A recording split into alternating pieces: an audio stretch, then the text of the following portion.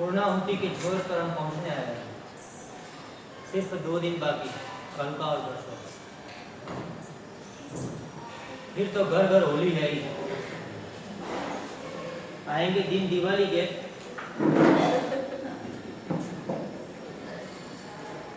लेकिन दिवाली बहुत कम होती है। दिवाली के दिनों में भी होली जलती रहती है।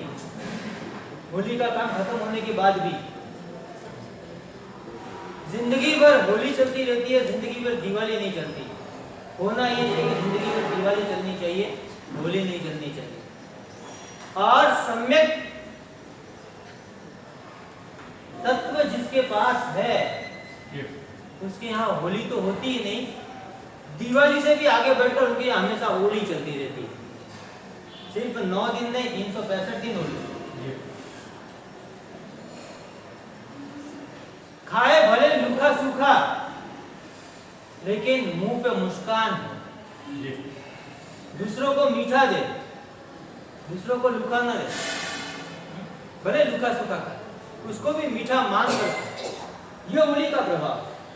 अरे कुछ लोग मीठा भी खाते हैं तो भी मुंह बना के खाते हैं, और ये होली के आराधक मीठा नहीं होते हुए भी मुंह मीठा करके खाते हैं, कितना आनंद से खाते हैं। ये होली का प्रभाव, ये सम्यक ज्ञान का प्रभाव। आज 7वां दिन। सकल क्रियानु मूल जे श्रद्धा, तेहनु मूल जे कहिए, तेह ज्ञान नित नित वंदिए, ते ऋण कहो केम रहिए। सिद्ध चक्र पद बंदो रे भविका, सिद्ध चक्र पद बंदो। नमन हो उसको हजारों बार, हमेशा के लिए उसको नमन करना। सकल क्रियानु मूल जे श्रद्धा, जितनी भी क्रियाएं हमारी, इस क्रियाओं का मूल श्रद्धा है। यदि श्रद्धा नहीं है, सम्यक दर्शन नहीं है, तो सभी क्रिया एक अर्थ में निरर्थक, एक अर्थ में निष्फल है। हर एक अर्थ में निष्फल ऐसा नहीं, लेकिन फिर भी इसको निष्फल कह सकते हैं।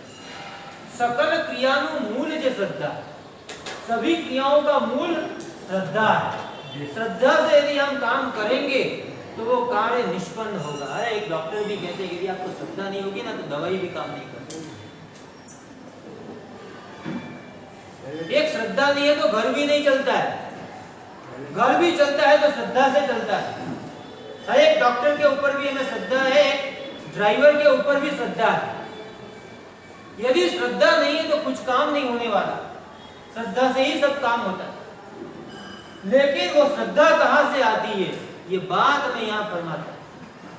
सकल क्रियानु मूल जे श्रद्धा, जितनी भी क्रियाएं हमारी, सामायिक, प्रतिक्रमण, कौशल आदि जितनी भी क्रियाएं, कल सामायिक आएगा, बार बार मैं याद करवा रहा हूं आप लोगों को, लेकिन आप आगे नहीं बढ़ा रहे हैं मेरी बात को। अरे रोज सामायिक आप कर रहे हैं तो आगे नहीं बढ़ा रहे बात को।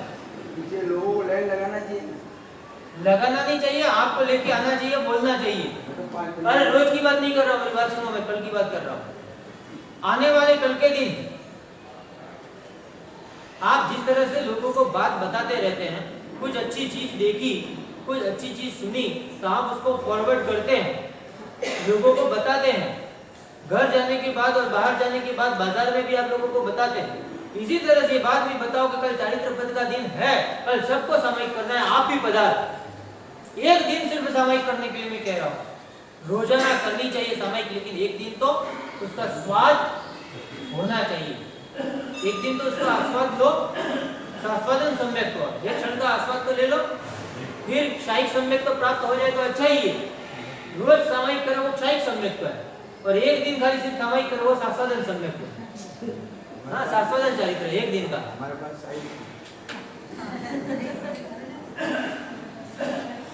सामायिक के ऊपर सामायिक के ऊपर सामायिक करे वो क्षायिक सम्यक।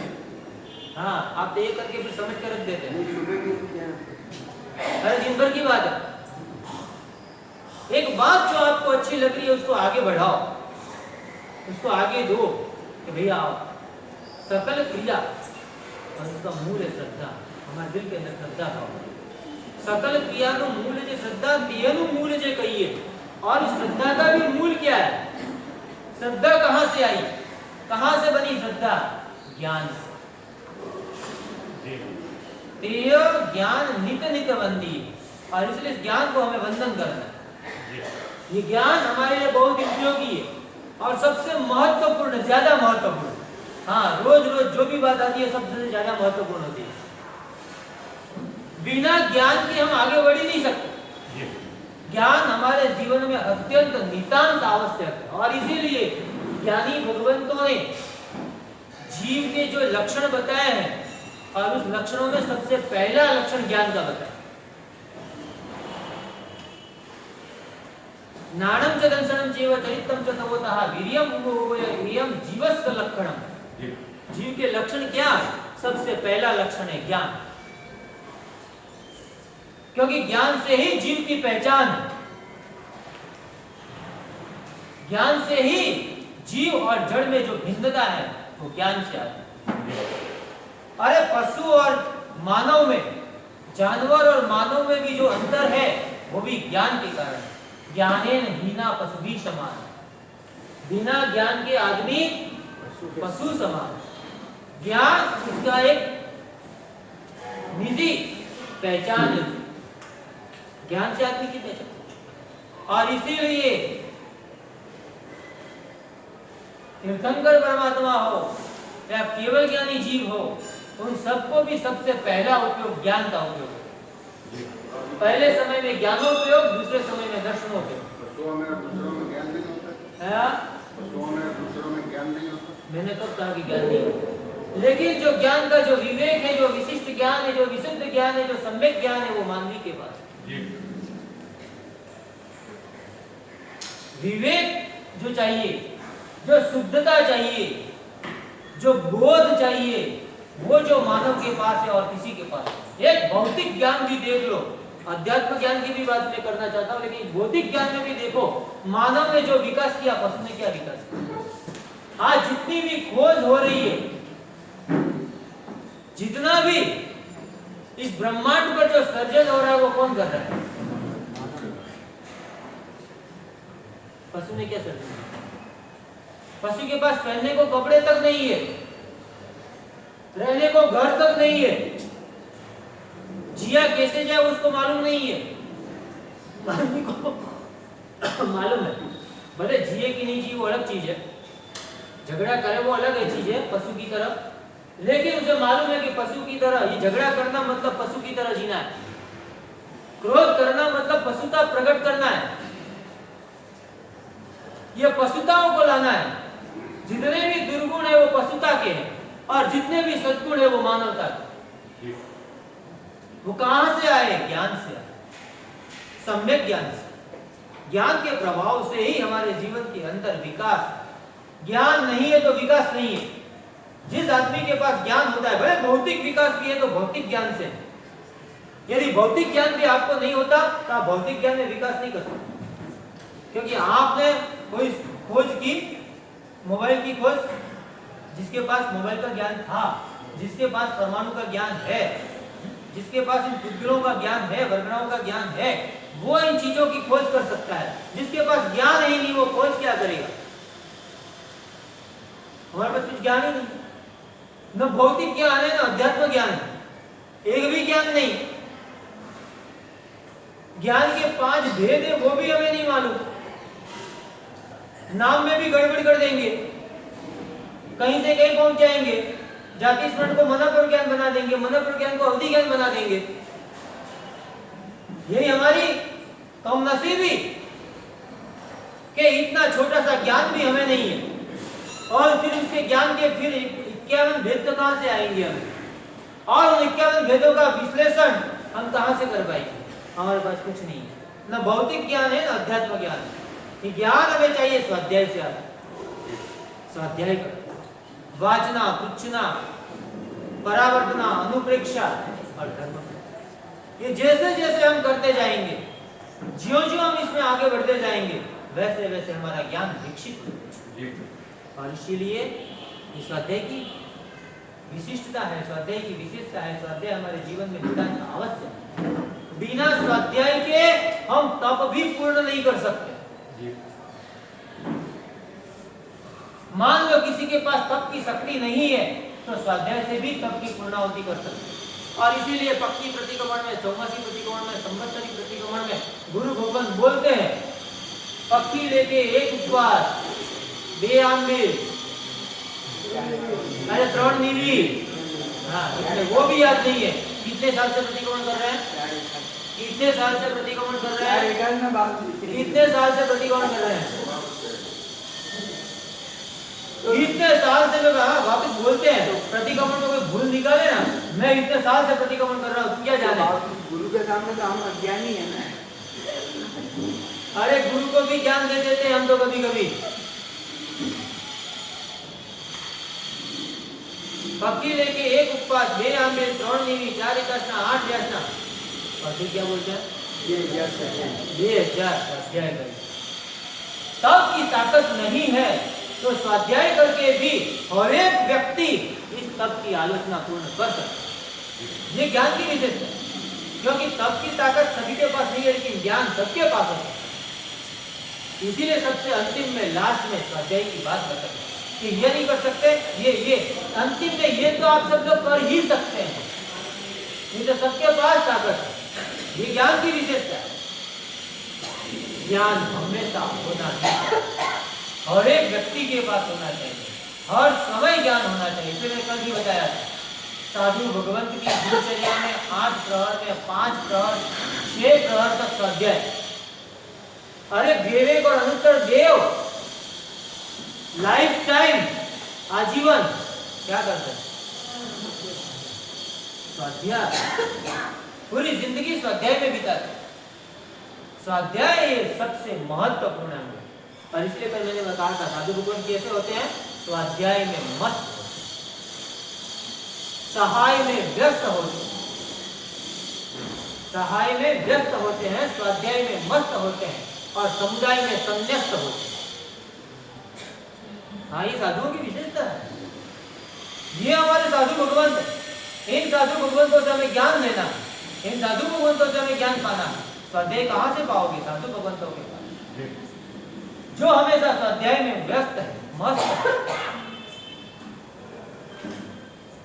उनके पास से हमें स्वाध्याय करना। जो स्वाध्याय हमेशा करता होगा उनके पास से स्वाध्याय लेंगे, और कहां से लेंगे?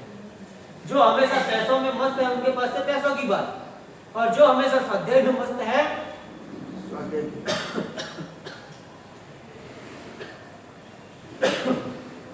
तेह ज्ञान नित नित बंदिए। फिर आगे कितनी अच्छी बात बता दी। ते बिन कहो केम रहिए, उस ज्ञान के बिना मैं रह नहीं सकता, उस ज्ञान के बिना मैं जी नहीं सकता। वो ज्ञान मेरा श्वास है, ज्ञान मेरा प्राण है। और इसीलिए एक ज्ञानी भगवान ने कहा कि साधु के लिए स्वाध्याय प्राण समान है। साधु का स्वाध्याय ये श्वास, श्वास के बिना आदमी जी नहीं सकता, इसी तरह से स्वाध्याय के बिना साधु जी नहीं सकता। एक भी क्षण जब भी मिले तब स्वाध्याय। अरे गोचरी बोलने के आने के बाद भी स्वाध्याय, फिर गोचरी खाने की बात, फिर भोजन करने की बात। भोजन भी करना है तो उससे पहले स्वाध्याय करो। हाँ, बिना स्वाध्याय के भोजन भी नहीं। अब स्वाध्याय से आपका तात्पर्य क्या है? तात्पर्य यही है कि जो ज्ञान लक्षण है जीव का, उस जीव के लक्षण की तरफ आगे बढ़ो। जीव का स्वाध्याय से मतलब कहाँ पर? साधु भगवंतों का मैंने कहा ना, प्राण है, श्वास है। स्वाध्याय से क्या मतलब है? स्वाध्याय से यही मतलब, जो ज्ञान है जीव का लक्षण, जो अनंत ज्ञान की ओर जाना है तो शुद्ध ज्ञान के माध्यम से जाना है। एक भी क्षण बिना शुद्ध ज्ञान के नहीं रहना। जिस दिन शुद्ध ज्ञान में प्रमाद आया तो उस दिन से निगोद की हमारी भ्रमण शुरू हो जाए। और अनंत 14 ज्ञान पूर्व ज्ञानी भी एक स्वाध्याय के प्रमाद के कारण आज निगोद में बैठे। एक तो नहीं, अनंत 14 पूर्वी प्रमाद के कारण हमारा क्या होगा? क्या होगा हमारे? मास्तुस मुनि 12 साल तक मारुष मातुष पढ़ते गए। गुरु महाराज ने कहा कि इतना ही पढ़ना है आपको, इतना याद करना। गुरु महाराज ने जो दिया वो मुझे याद करना है। और पढ़ना किस लिए है? ज्ञानावरणीय कर्म का अक्षय करने के लिए। कदम कदम पर ज्ञानावरणीय कर्म का अक्षय हो। इतने सारे ज्ञानावरणीय कर्म लगे हुए हैं मुझ पर, ढेर के ढेर लगे हुए हैं। इन ढेरों को खत्म करने के लिए, ज्ञानावरणीय कर्म का अक्षय करने के लिए हमेशा स्वाध्याय करना। एक क्षण भी बिना स्वाध्याय के नहीं करना। जितनी क्षण हम स्वाध्याय करते हैं इतनी क्षण ज्ञानावरणीय कर्म का अक्षय हो। मास्तुस मुनि ने क्या किया? याद कुछ भी नहीं किया 12 साल में। याद हो या न हो यह महत्व की चीज नहीं है, आप पढ़ते कितने हो इतनी महत्व की चीज है। 1 घंटा पढ़ना है मुझे, याद हो ना कोई जरूरी नहीं है। हाँ बहुत लोग बोलते हैं साहब याद ही नहीं हो रहा, क्या करूं पढ़ के? अरे क्या करूं पढ़ के ये बोल के आप ज्ञानावरणीय कर्म बंधन कर रहे हो। बाकी किसी को पढ़ना ही नहीं आवे तो अरे पढ़ना ही नहीं आवे तो क्या है? पढ़ाने वाले तो है इस दुनिया में बहुत लोग। छोटे बच्चे को पढ़ना आता था क्या? आपके पोते को आपने नौकर सिखाया था? भले आपको नहीं सिखाया, आपकी बीवी ने सिखाया, लेकिन उस छोटे से बच्चे को माँ सिखाती है, उसको पढ़ना नहीं आता है। पर एक बात मैं आपको बता दूं, वर्तमान काल की मैं बात बता रहा हूँ, थोड़े से पिछले वर्तमान काल की बात कर रहा हूँ। हमारे यहाँ एक धर्मसुरीश्वर जी महाराज हो चुके हैं। बहुत लोग उनसे अनजान है, बहुत लोगों को पहचान नहीं है उनकी। एक धर्मसुरीश्वर जी है जो बंबई में जो प्रसिद्ध है, वो नहीं। एक और धर्मसुरीश्वर जी महाराज हमारे हिंद शासन के अंदर हो चुके हैं। जो धर्मसुरीश्वर जी महाराज ने जिस दिन इन्होंने दीक्षा ली,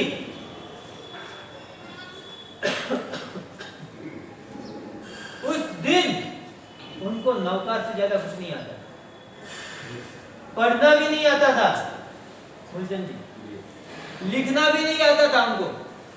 सिर्फ उनकी साइन वो भी गड़बड़ी अक्षरों में वो कर सकते थे, बस इतना ही ज्ञान था। कितनी उम्र? 18 साल की। इतनी उम्र होने के बाद भी, क्योंकि वो 18 साल है ना मौज शौक में बिताए। हाँ, घूमना, मौज शौक करना, ऐश आराम, जलसा, जलसा कर। हाँ, स्कूल जाते थे वो तो मजा करने के लिए। माँ यहाँ से भेजती है, माँ समझती है कि बेटा स्कूल में जा रहा है, बेटा क्या कर रहा है? वो कॉलेजियनों को पूछो क्या कर रहे हैं वो। छोटे से बच्चों को मत पूछो, लेकिन कॉलेजियन को पूछो कि क्या कर रहे हैं वो। और जो जो कॉलेज में गए सबको पता है क्या करते थे। कितने दिन कॉलेज जाते थे वो कॉलेजियनों को मालूम। ये धर्मसुरीश्वर जी महाराज जिस दिन दीक्षा ली, उसको पढ़ना नहीं आता था, लिखना नहीं आता। दीक्षा दी और दीक्षा लेने के बाद गुरु महाराज का पांव दबा दे, और पांव दबाते वक्त उनको सूत्र बुलाते, बोल लोगस वगैरह, बस वो लोगस वगैरह बोलते रहते थे। उनको जितना बुलाते उतना बोलते रहते थे। और कितना ज्ञानावरणीय कर्म का उदय होगा आप लोग समझ लेना। तो दिन भर पढ़ते थे वहां पर, जब भी समय मिले गुरु महाराज पढ़ाते रहते थे। 2 प्रतिक्रमण पूरे हुए 2 साल लगे। यदि आप रोज की 1 गाथा करो ना, तो भी 1 साल के अंदर अंदर आपका 2 प्रतिक्रमण पूरा हो सकता है। क्योंकि 2 प्रतिक्रमण की गाथाएं ज्यादा नहीं है, सिर्फ एक वंदितु है जो 50 गाथा है, बाकी सब की किसी की 3, किसी की 4, किसी की 5, उससे ज्यादा क्या था 1-2 सूत्र को छोड़ के बाकी सब की 3, 4, 5 गाथा है। टोटल मिला तो भी 200 से ज्यादा गाथा नहीं है छाया पर। 1 साल में आपको कंठस्थ हो सकता है रोज की 1 गाथा करो तो भी। और धर्मसुरीश्वर जी महाराज को 2 साल लगे 2 प्रतिक्रमण करते हुए। कितना ज्ञानावरणीय का मंद क्षण होगा। और एक दिन की बात, रात के समय रोजाना की तरह गुरु महाराज के पांव दबा रहे, सूत्र बुलाते बुलाते गुरु महाराज सो गए और उनका पांव दबाना चालू। हाँ, हम लोगों ने देखे ऐसे भी श्रावक, वो लोग पांव दबाते हैं, फिर देखा गुरु महाराज सो गए हैं तो हाथ ऐसे ऐसे वो दबाएंगे नहीं, सिर्फ हाथ घुमाएंगे, या तो फिर जोर से मास्टर कैसे हिला देंगे पूरा। अरे अभी आधा घंटा हो गया, मास्टर तो सो गए, आराम से खर्राटे ले रहे हैं और बोल भी नहीं रहे कि जाओ या सो जाओ या बस। अरे आप लोगों की कोई परीक्षा करने जैसी नहीं है।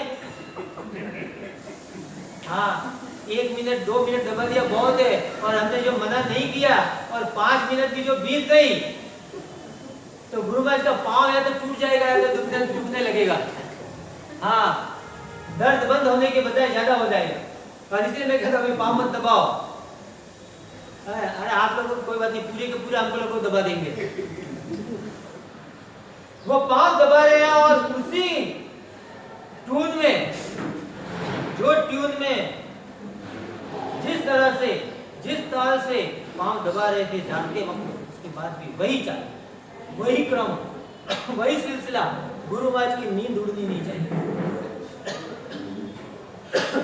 गुरु महाराज को पता नहीं लगना चाहिए, गुरु महाराज को याद नहीं करवाना है कि 1 घंटा हो गया, 1.5 घंटा हो गया। रात बीतते जा रही, पाँव दबाना चालू। यकाएक गुरु महाराज की नींद पूरी हुई। गुरु महाराज ने देखा धर्म तो अभी तक बैठा है, जी सोया नहीं, नहीं गुरुदेव। गया क्यों नहीं, आपने नहीं फरमाया। जब तक गुरु महाराज फरमाते नहीं तब तक समय इसलिए हम लोग आप तो बोलते ही नहीं हो, मालूम है हम बोलेंगे ना, फिर भी आप समय पारने वाले नहीं हो। हम लोग बोलते हैं, आप बोले समय पार मतलब पुनो भी कायब को, हम लोग बोलते फिर से करने जैसा है, लेकिन हमें मालूम है आप लोग करने वाले से आज्ञा करते ही नहीं आप लोगों को। हम कहते हैं फिर से करने जैसा है आप, लेकिन आप तो बोलते समय पारू इतनी जल्दी है, मैं रह ही नहीं सकता। शास्त्रीय विधि है सही। हाँ? ये शास्त्रीय की विधि है। हाँ, इसीलिए ये विधि बताई है आप लोगों को जान करके। पालना तो पड़ता ही। हाँ, पालना पड़ता है, कहाँ मना कर, मैंने मना ही कब किया। ये सब देख करके गुरु महाराज ने कहा। धर्म सुरेश्वर जी महाराज 2 साल में 2 प्रतिक्रमण याद किए, और उसी समय गुरु महाराज ने आदेश दे दिया, देखिए कि इतनी नम्रता इनके अंदर है, इनका ज्ञानावली पर्व का क्षण हो चुका शुरू। और उन्होंने कहा कल से व्याकरण पढ़ना है। क्या कल से व्याकरण पढ़ना है, अभी तक और सूत्र बाकी है सब। तो अति गुरु महाराज का आदेश शिरोधार्य, और बाकी के 2 साल के अंदर व्याकरण, न्याय, आगम सब पढ़ लिए। हाँ, 2 साल में जिस आदमी को 2 प्रतिक्रमण करने में 2 साल लगे, उस व्यक्ति ने, उस गुरु ने 2 साल के अंदर व्याकरण, न्याय, साहित्य, आगम सब पढ़ लिया। हाँ, सब 2 साल में से। ये विशेषता, स्वाध्याय करना है मतलब करना है, बस याद हो या ना हो, पढ़ना है मुझे जरूरी।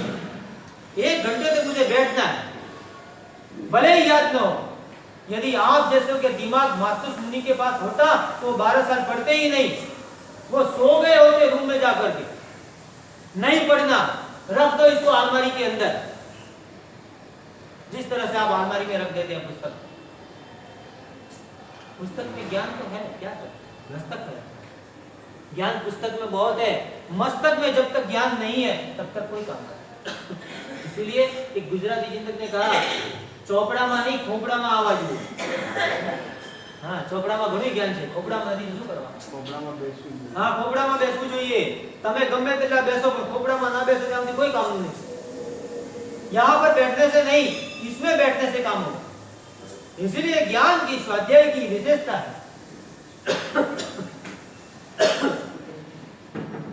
तेरे ने कहो केम रहिए, ये मतलब इसके बिना मैं रह नहीं सकता, जी नहीं सकता, मेरा श्वास है, मेरा प्राण। सिद्ध चक्र बंधु,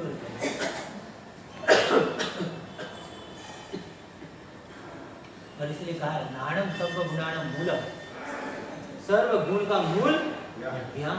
ज्ञान से ही हम आगे बढ़ सकते। ये ज्ञान की विशेषता बहुत सारी, सम्यक दर्शन के बाद इस सम्यक ज्ञान की, इसीलिए इसको बीच में रखा गया। सम्यक ज्ञान के पहले सम्यक दर्शन और उसके बाद सम्यक चारित्र। ज्ञान का एक मूल है और एक फल। सम्यक दर्शन से ज्ञान को सम्यक ज्ञान बनाओ, और सम्यक ज्ञान के प्रभाव से हमारे चरित्र को सम्यक चारित्र बनाओ। और इसलिए बीच में सम्यक ज्ञान, रत्नत्रयी के बीच दर्शन ज्ञान चारित्र ये बीच में है, दोनों को प्रकाशित करता है। ज्ञान से हमारी श्रद्धा भी बढ़ती है और ज्ञान से हमारा चारित्र भी बढ़ता है। ज्ञान नहीं होगा तो कुछ नहीं होगा, यही सम्यक ज्ञान हमें चाहिए। और इसीलिए ज्ञानामृतम भोजनम भी बोल दिया शास्त्रकार ने, इसको अमृत की उपमा दी। और ये ज्ञान रूपी अमृत ही भोजन, ज्ञानियों के लिए ज्ञानामृतम भोजनम और अज्ञानियों के लिए दिमाग खराब करने की चीज। हाँ, माता नु दही ना कर। हाँ, बहुत इसको समझाएंगे ना, बोलेगा बस बस बस, ज्यादा अभी ज्यादा नहीं चाहिए, इतने से बहुत है, इनफ। ज्ञान चाहिए और ज्ञान की महत्ता बताइए। आपको मालूम होगा परिहार विशुद्धि एक नाम का टॉप है, नहीं मालूम होगा आपको, लेकिन इस परिहार विशुद्धि है टॉप है, लेकिन इस टॉप के अंदर भी एक वाचनाचार्य की जरूरत रहती है। जरूरत नहीं है किसी को भी, सब पढ़े हुए हैं, 9.5 पूर्व का ज्ञान है उनके पास। परिहार विशुद्धि तप करने वाले हर एक महात्मा के पास 9.5 पूर्व का ज्ञान है, लेकिन फिर भी उनके पास एक वाचनाचार्य रखते हैं। 9 साधु गच्छ से बाहर निकलकर परिहार विशुद्धि तप की आराधना करते हैं, 4 साधु तप करते हैं, 4 साधु सेवा में रहते हैं और 1 साधु वाचनाचार्य। हाँ, वाचनाचार्य की जरूरत है, वहां पढ़ने का नहीं है, नया कुछ भी नहीं पढ़ने का। 9.5 पूर्व का ज्ञान है, 10 पूर्व का नहीं हो, क्योंकि ज्ञानी भगवंतों ने 10 पूर्व का ज्ञान जिसके पास है उन लोगों को विशिष्ट तप करने का मना किया, उन लोगों को देशना देना। क्यों? जिसके पास 10 पूर्व का ज्ञान है उनको अमोघ देशक कहा गया। अमोघ देशक, अमोघ देशक मतलब जिसकी देशना कभी निष्फल नहीं होती। कोई ना कोई जीव इस सभा के अंदर से देशवीरती या सर्ववीरती या सम्यक दर्शन स्वीकार करके ही रहता है। हाँ, हमारी देशना निष्फल हो सकती है, एक मिल जाए कि इस सभा के अंदर एक भी आदमी सम्यक दर्शन प्राप्त करने वाला नहीं भी हो, एक भी आदमी देशवीरती स्वीकार करने वाला नहीं भी हो, एक भी आदमी सर्ववीरती स्वीकार करने वाला नहीं भी हो, लेकिन 10 पूर्व का ज्ञान जिनके पास है और उनकी देशना निष्फल नहीं जाती। अमोघ देशक उनके लिए शास्त्रों में सबको लिखा हुआ।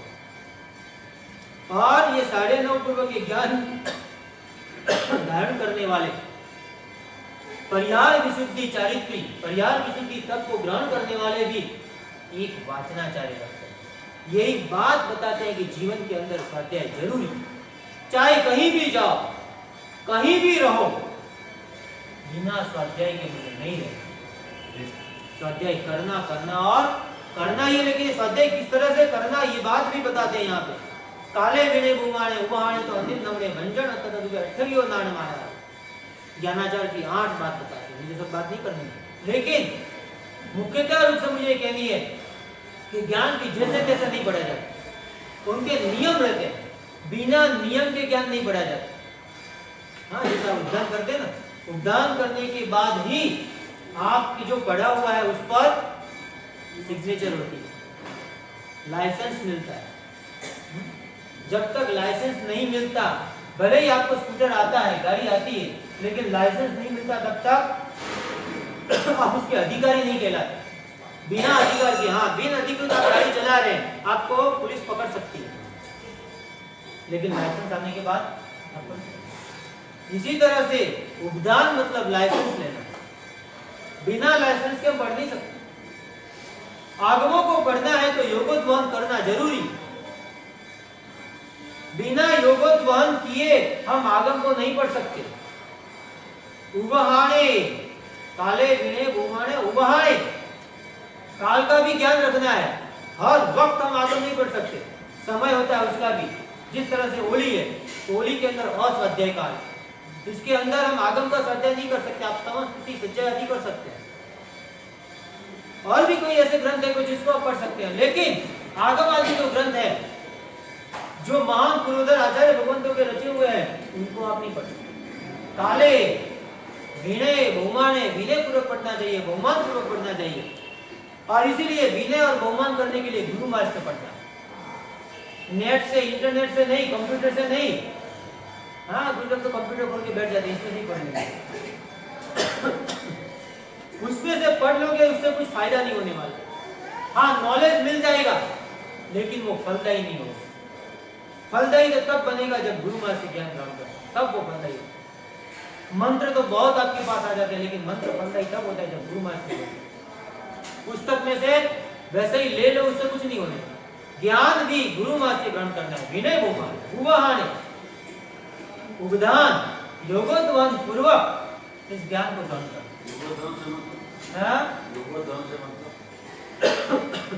तप और क्रिया पूर्वक ज्ञान पढ़ना है। हाँ, तप और क्रिया पूर्वक, उसकी क्रियाएं भी रहती है, तप भी रहता है। बिना तप और बिना क्रियाएं के ज्ञान फलदायी नहीं होता। ज्ञान को फलदायी बनाना है। ज्ञान नहीं करे जब तक नौकर नहीं। हाँ, वो वो लाइसेंस, बिना लाइसेंस का, वो बिना लाइसेंस। हाँ, ज्ञानी भगवंत ने आपको इतनी छूट दी है, लेकिन फिर भी कह दिया है कि आपको लाइसेंस तो ले लेना। अब आज को छोड़ दे रहा हूँ, कभी कभी पुलिस की होती है, लाइसेंस दिया चाहते हैं, तो ठीक है आज मैं आपको छोड़ रहा हूँ, लेकिन बाद में लाइसेंस ले लेना। ज्ञानी भगवंत भी यही कहते हैं।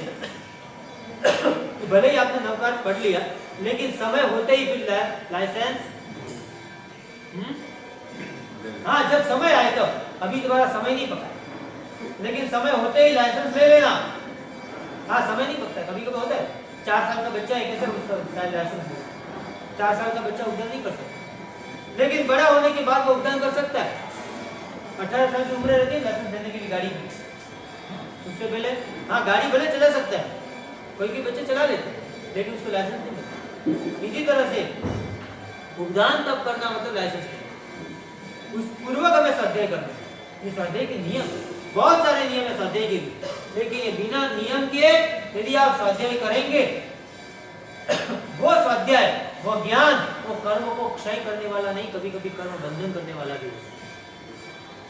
कहा है सब प्रकार भगवंत ने, ज्ञान का क्या फल है। जम अन्नाणी कम्मम खवेई बहुयाई वास कोड़ी तम नाणी तिहिम भुक्तो खवेई उषा समित्ते। अज्ञानी जीव करोड़ों साल तक जो कर्म नहीं खपा सकते, ज्ञानी एक श्वास के अंदर वो कर्म खपा सकते। एक श्वास में वो सभी सारे के सारे कर्म खत्म भी कर सकते। ये ज्ञान का फल, ये सम्यक ज्ञान का प्रभाव। इस ज्ञान के प्रभाव से हम आगे बढ़ते, और इसीलिए ज्ञानी भगवंत ने कहा कि ज्ञान को पाओ, क्योंकि महत्व की चीज है केवल ज्ञान। मोहनीय के क्षय होने के बाद भी केवल ज्ञान की प्राप्ति, ये मुख्य लक्ष्य है। इसलिए ज्ञान को हमें पाना, ज्ञान हमारा मुख्य, क्योंकि ज्ञान मुख्य लक्षण ज्ञान है, इसलिए ज्ञान को पाते रहो। और ज्ञान को पाते रहेंगे, मान लो कभी कभी सम्यक दर्शन चला भी जाए, फिर भी ज्ञान को तो बढ़ते ही रहो, क्योंकि सम्यक दर्शन आने के बाद वो ज्ञान वापस सम्यक ज्ञान हो जाए। जिस तरह से एक आदमी लोढ़ा इकट्ठा करता रहता है, तो भले आज मेरे पास पारसमणि नहीं है, लेकिन जिस दिन पारसमणि आ जाएगा उस दिन सब लोहा, हाँ राम मंदिर है ना अयोध्या के अंदर, वहाँ काम चालू ही है, वर्षों से, सालों से काम चालू ही है। वो क्या सोच रहे हैं, जिस दिन फैसला आएगा उस दिन काम धड़ाधड़ कम समय में मंदिर बन जाएगा। मेरा भी यही कहना है, आप पढ़ते रहो, पढ़ते रहो, पढ़ते रहो, आगे बढ़ते रहो। एक ना एक दिन इस सम्यक दर्शन के प्रभाव से आप आगे बढ़ जाएंगे। केवल ज्ञान एक दिन में प्राप्त हो जाए। मास्तुस मुनि पढ़ते गए, याद नहीं हो रहा था, याद हो या ना हो, 12 साल तक पढ़ते रहे, एक लाइन भी याद नहीं हुई। मातृ 6 अक्षर ही जैसे, 6 अक्षर को याद करने में 12 साल, और फिर भी 6 अक्षर तो याद नहीं हुए, लेकिन केवल ज्ञान प्राप्त हो गया। ये ज्ञान का प्रभाव, ज्ञानावरण कर्म क्षय होते गए।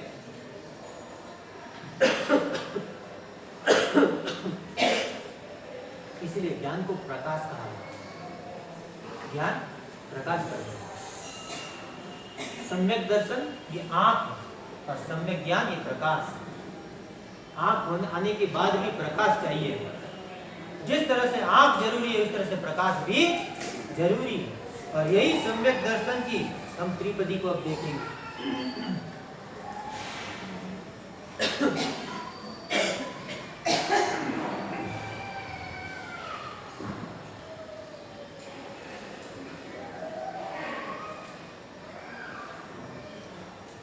मिथ्या ज्ञान का विनाश।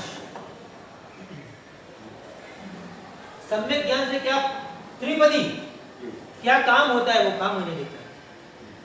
सम्यक ज्ञान की त्रिपदी सबसे पहला काम मिथ्या ज्ञान का विनाश। मिथ्या ज्ञान मतलब अज्ञान, अशुद्ध ज्ञान, असत ज्ञान, अश्रद्धेय ज्ञान, जिस पर श्रद्धा करने योग्य नहीं है वैसे जितने भी ज्ञान, अश्रद्धेय ज्ञान, असत ज्ञान है जो सत्य नहीं है, जो सत्य नहीं है वो सत्य है, अशुद्ध ज्ञान, मिथ्या ज्ञान, ये सब अज्ञान, ये सब अज्ञान।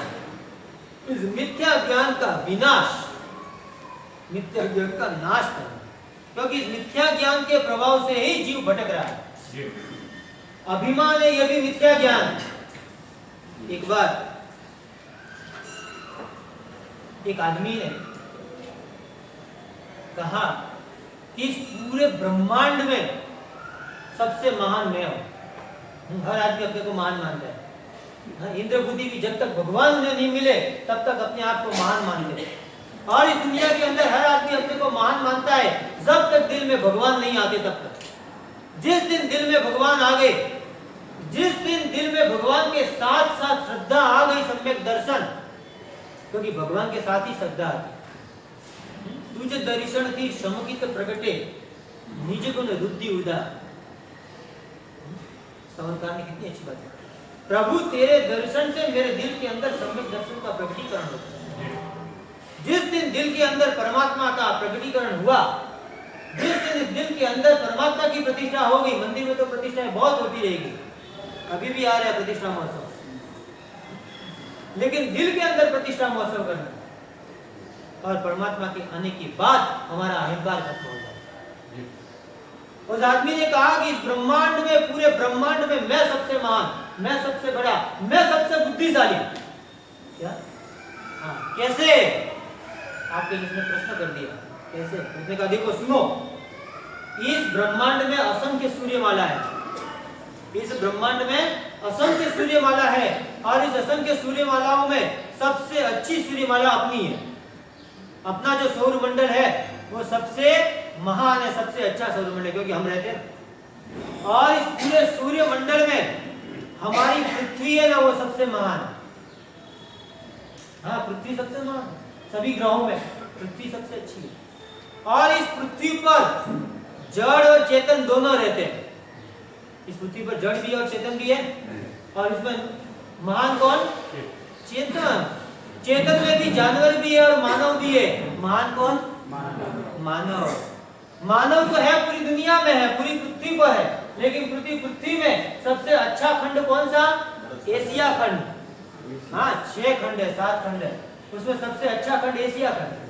एशिया खंड में भी सबसे अच्छा भारत। अभी तो मोदी जी पुरवार भी कर रहे हैं सबके सामने, इंडिया इज ग्रेट, भारत महान, मेरा भारत महान, इसीलिए मैं तो जीरो, मैं तो अपने आप, मेरे गुरु महान, इसलिए मैं भी महान। मैं तो जीरो मानता हूं। हम लोग तो यही बोलते हैं, मेरे पिताजी करोड़पति तो मैं भी, मेरे पिताजी तीर्थंकर तो मैं भी नहीं बोल सकते। यही बस एक पुण्य और धर्म के अंदर अंतर है, यही इस पुण्य और ज्ञान के अंदर अंतर है। धन और धर्म में यही अंतर है। धनवान का बेटा धनवान हो सकता है, धर्मी का बेटा धर्मी नहीं हो सकता। करोड़पति का बेटा करोड़पति हो सकता है, लेकिन ज्ञानी का बेटा ज्ञानी नहीं हो सकता। बाप करोड़पति है तो बेटा करोड़पति हो सकता है, लेकिन बाप धर्मी है तो बेटा धर्मी नहीं। उसने कहा, अभी भी आगे बढ़ रहे हैं, इंडिया इज ग्रेट, सबसे महान भारत, और भारत में भी सबसे बड़ी सिटी बंबई, भारत की आर्थिक राजधानी, कैपिटल। और बंबई में भी हमारी जो यूनिवर्सिटी है सबसे बड़ी यूनिवर्सिटी है, और इस यूनिवर्सिटी के अंदर तात्विक क्लास जहां चलते हैं ना, वो क्लास सबसे श्रेष्ठ है, और उसका मैं हेड ऑफ डिपार्टमेंट हूं। क्या तर्क की जो क्लास है उसका हेड ऑफ डिपार्टमेंट मैं, तो मैं सबसे बड़ा हुआ नहीं हुआ? मैं सबसे महान, मैं सबसे बड़ा, मैं सबसे बुद्धिशाली। ये अभिमान जन्य जो अज्ञान है, इस अज्ञान का नाश करने का काम ये सम्यक ज्ञान करता है। जिस दिन दिल के अंदर सम्यक ज्ञान आ गया, उस दिन वो सोचेगा मैं कौन, मैं कुछ नहीं, मेरे पास क्या है, कुछ नहीं है। ज्ञान इतना सारा विशाल समुद्र के जितना है, उसके अंदर से मेरे पास तो जीरो। अरे यशो विजय जी जितने उपाध्याय जी भी बोलते थे मेरे पास कुछ नहीं है, इस समुद्र के आगे मैं तो सिर्फ बिंदु हूं। ज्ञान सिंधु के समान है, मैं बिंदु जैसा, मैं कुछ नहीं, मेरे अंदर कोई गुण भी नहीं है। अनंत ज्ञानी, अनंत गुणवान जो तीर्थंकर परमात्मा के आगे तो मैं एक तुच्छ मामूली सा जीव, महामूली नहीं, मैं मामूली हूं। हाँ, हम लोग हमें महामूली समझते हैं, मैं ही सबसे कीमती चीज हूं। मेरे जैसा, मैं भी यही कहता हूँ, आपके जैसा कोई नहीं, आप सबसे छोटे हैं। मैं तो जीरो हूँ बाकी। हाँ, जीरो हो। मेरे गुरु महान है, मैं जीरो। जीरो मानते नहीं, हम सिर्फ कहने के लिए कह देते हैं। जीरो भी यदि आप अपने को मान लो तो ज्ञान की प्राप्ति होगी दिमाग के अंदर, और जिस दिन शून्य नहीं आएगा, शून्य से ही सर्जन होगा। दिमाग के अंदर जो कचरा भरा हुआ है, मिथ्या ज्ञान का, अशुद्ध ज्ञान का, अशुद्ध ज्ञान का, अशुद्ध ज्ञान का, अज्ञान का, वो जब तक कचरा बाहर नहीं निकलेगा तब तक ये विशुद्ध ज्ञान, शुद्ध ज्ञान अंदर नहीं आएगा। तो देह ज्ञान की प्रकटीकरण चाहिए तब आए। इसलिए मिथ्या ज्ञान का निकालना, मिथ्या ज्ञान को खत्म करना पढ़ना। इसलिए पहले नंबर पे कहा मिथ्या ज्ञान का विनाश। विज्ञान का जो भूत है, इस दिमाग के अंदर विज्ञान के भूत भरे हुए, बहुत सारे विज्ञान के भूत भरे हुए इस पूरी दुनिया में भरे हुए, और इस पूरी दुनिया के साथ साथ हमारे दिमाग में भी बहुत भरे हुए हैं। बहुत लोग, कुछ लोग आगे हमको प्रश्न करते हैं, हमारे सब ऐसा है, ऐसा है, ऐसा क्या होना चाहिए? इतने सारे क्वेश्चन दिमाग के अंदर उठते हैं आज के इस वातावरण के कारण, आज के इस मिथ्या ज्ञान के कारण, आज के इस विज्ञान के कारण। अंडे में प्रोटीन है, मछली खाने में लाभ है, कंदमूल खाने से ये लाभ होता है, ये सब जो मिथ्या ज्ञान दिमाग के अंदर भरे हुए। बस्ती बहुत बढ़ रही है, बस्ती नियंत्रण करना चाहिए, ये भी सब दिमागी सब भूत है और कुछ नहीं है। कई देशों में बस्ती बढ़ रही है, कोई इससे कोई फर्क नहीं पड़ता। बोल रहे हैं कि बस्ती बढ़ेगी तो फिर शाकाहार नहीं मिलेगा, वनस्पति नहीं मिलेगी। अरे वनस्पति तो बहुत है, बिगाड़ बहुत कर रहे हैं, मांसाहारियों को खिला खिलाकर, पशुओं को खिला खिलाकर, और उससे मांस पैदा करने के लिए उसको ज्यादा खिला रहे हैं, उसके साथ खिलवाड़ कर रहे हैं पूरी दुनिया, और फिर गलत गलत फहमियां लोगों के दिमाग के अंदर भरी जा रही है। काम वासना प्राकृतिक है,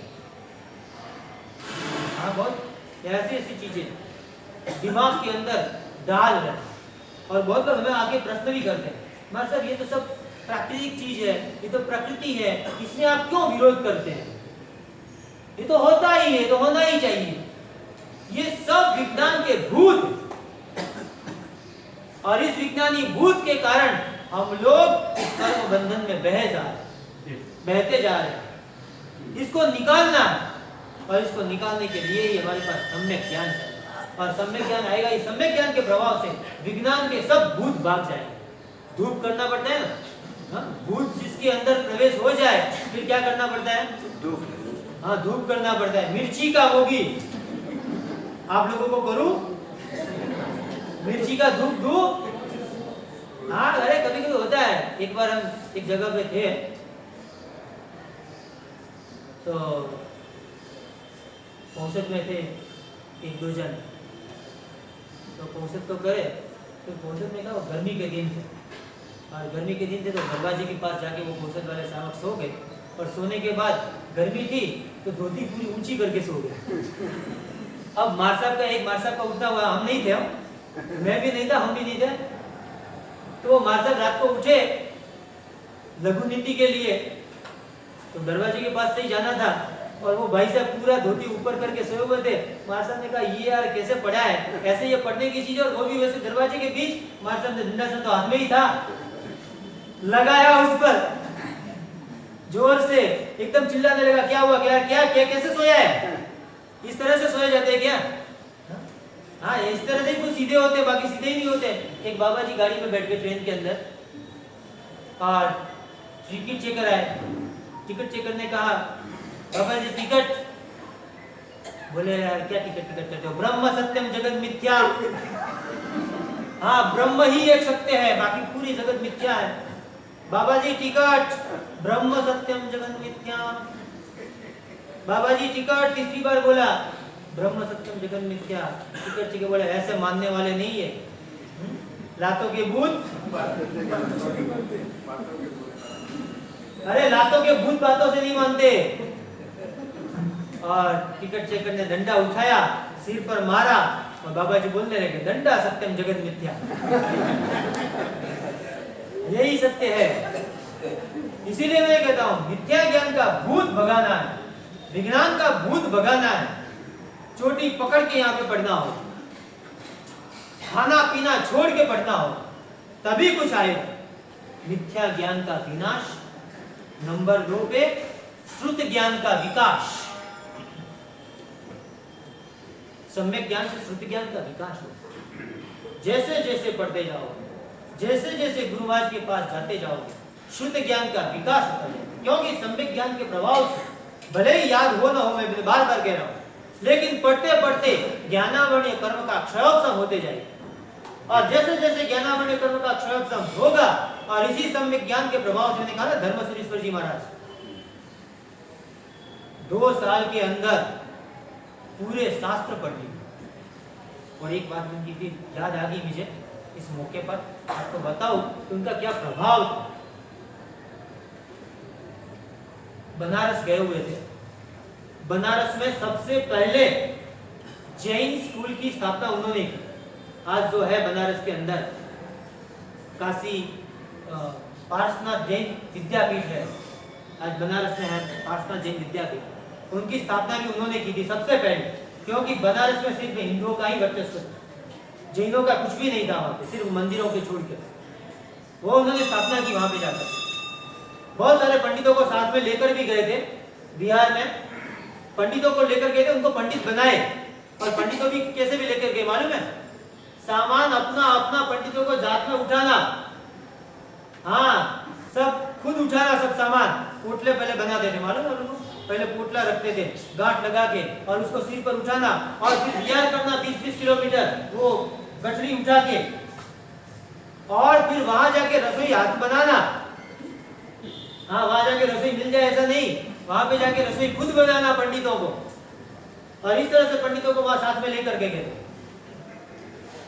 और एक बार इलाहाबाद में कुंभ था, महाकुंभ। और इलाहाबाद के इस महाकुंभ के अंदर उन्होंने देखा कि एक जैनाचार्य जो है जोरदार, उनका प्रवचन भी जोरदार था और ज्ञान भी जोरदार था। सब पंडित लोग उनसे परिचित थे। तो पंडितों ने सोचा कि यहाँ इस महाकुंभ के दौरान सभी धर्मगुरुओं का मिलन हो जाए। और सभी धर्मगुरुओं के मिलन के लिए सबको आमंत्रित किया गया और सबको कहा गया कि सभी धर्मगुरुओं का 10-10 मिनट प्रवचन होगा। सभी धर्मगुरुओं का 10-10 मिनट प्रवचन होगा, अपने अपने धर्म का प्रवचन करेंगे सभी महाकुंभ के दौरान। और महाकुंभ के दौरान लाखों पब्लिक वहां आती, उन्हें आमंत्रण दिया गया। उन्होंने सोचा कि इतनी सारी पब्लिक के बीच जैन धर्म का यदि विकास है तो बहुत ही अच्छा है, लेकिन इतने किलोमीटर चल के जाना और बोलना कितना, सिर्फ 10 मिनट के लिए इतना चलना। और उस समय तो चलना भी थोड़ा तकलीफ वाला था, इतनी सारी व्यवस्थाएं तब नहीं थी। आज तो बहुत सारी व्यवस्थाएं उपलब्ध है, लेकिन फिर भी सोचा जैन शासन की प्रभावना के लिए मुझे जाना है। और वहां गए, संचालक उन्हीं के थे, कुंभ के, और कुंभ के संचालकों ने धर्मश्री जी का नंबर आया, उन्होंने कहा आप प्रवचन फरमाइए, 10 मिनट का समय है। और वहां तो ऐसा नहीं कि अब 10 मिनट का समय दिया तो 11 मिनट बोल सकते हैं, वहां तो जैसे ही 10 मिनट खत्म होती है ना, वैसे ही घंटी बजती है और उनका प्रवचन बंद हो जाता है, माइक पे वो लोग आगे की शुरू कर देते हैं कार्यक्रम। धर्मश्री जी ने प्रवचन की शुरुआत की, 10 मिनट पूरी हुई, उन्होंने तय कर रखा।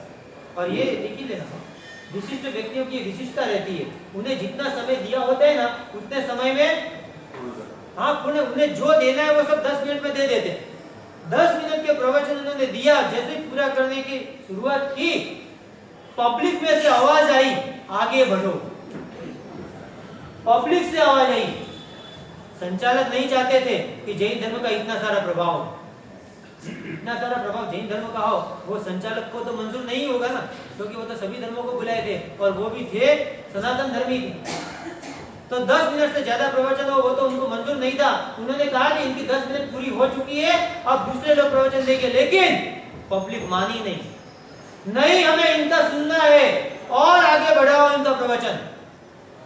10 मिनट और दी।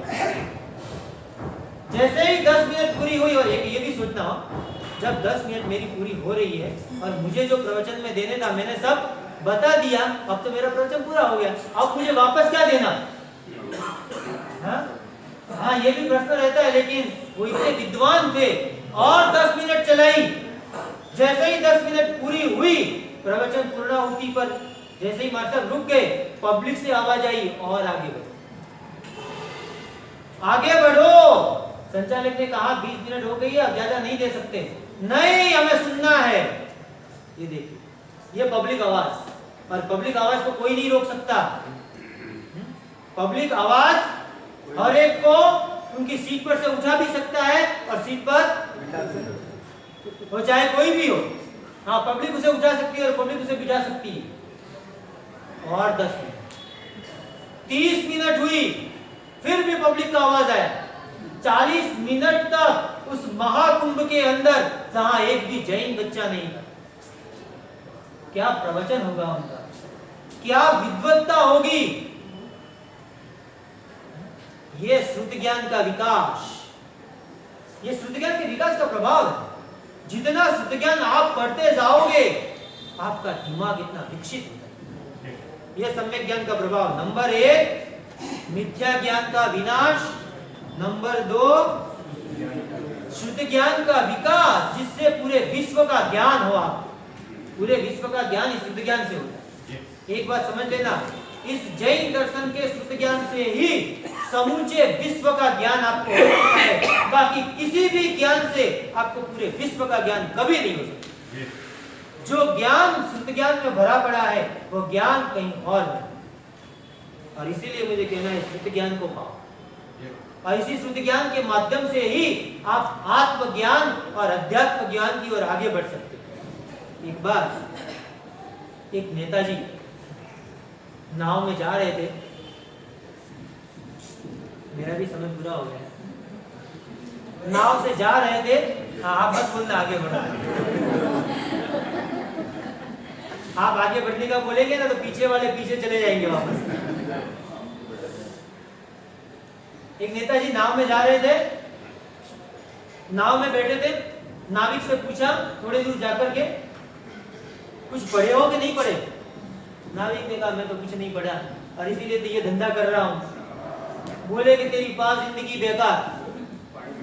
हाँ, पानी में गई। आगे बढ़े, बोले विज्ञान पढ़े हो कि नहीं पढ़ा? आधी जिंदगी पानी में गई।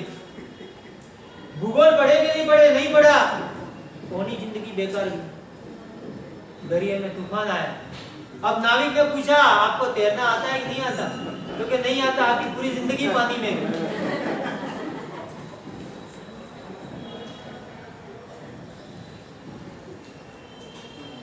मुझे यही कहना है, आगे बढ़ के मुझे यही कहना है।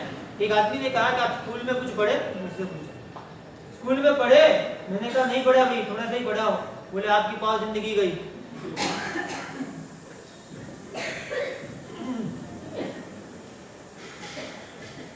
बोले पैसे कमाए नहीं कमाए, आधी जिंदगी गई।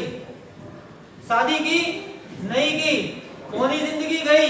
मैंने कहा अध्यात्म ज्ञान पढ़े कुछ के नहीं। आत्मज्ञान जिसने नहीं पढ़ा उसकी पूरी जिंदगी बेकार है। मानव जन्म निरर्थक है जिसने आत्मज्ञान नहीं पढ़ा, शुद्ध ज्ञान नहीं पढ़ा, अध्यात्म ज्ञान नहीं पढ़ा। चाहे बाहर का कितना भी पढ़ लो, लेकिन शुद्ध ज्ञान जिसने नहीं पढ़ा उसकी पूरी जिंदगी बेकार है। शुद्ध ज्ञान का विकास।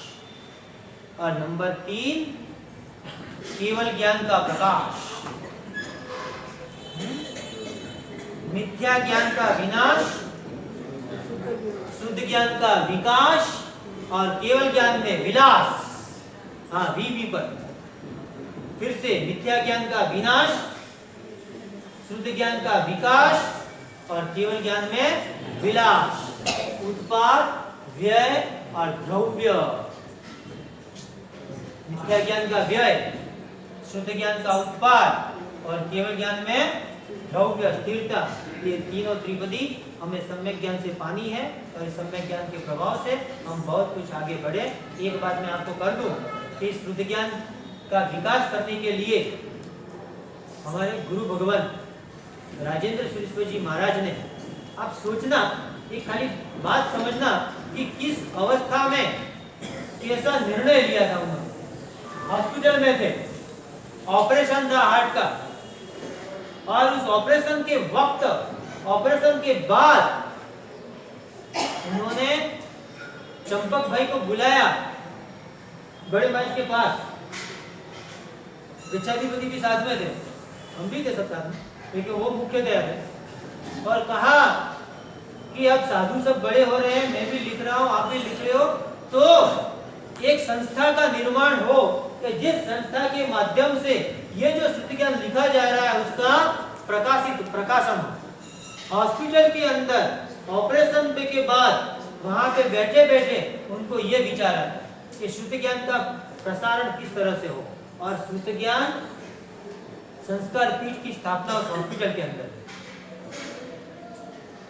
ये ज्ञान है भगवान का, ये महापुरुषों की विशेषता। महापुरुष क्या सोचते हैं, वो कहीं भी जाए, हॉस्पिटल में बैठे बैठे भी वो ये नहीं सोचते हैं कि मेरा क्या होगा, कैसे होगा, दवाई आएगी नहीं आएगी, कब आएगी। वो ये सोचते हैं कि लोगों का भला कैसे हो, लोगों के दिल के अंदर ज्ञान का प्रकाश कैसे हो, ये बातें सोचते हैं। बस हमें भी यही सोचना है कि मैं और हमें शुद्ध ज्ञान को पाऊं और शुद्ध ज्ञान के माध्यम से केवल ज्ञान को पाऊं, यही आशा है।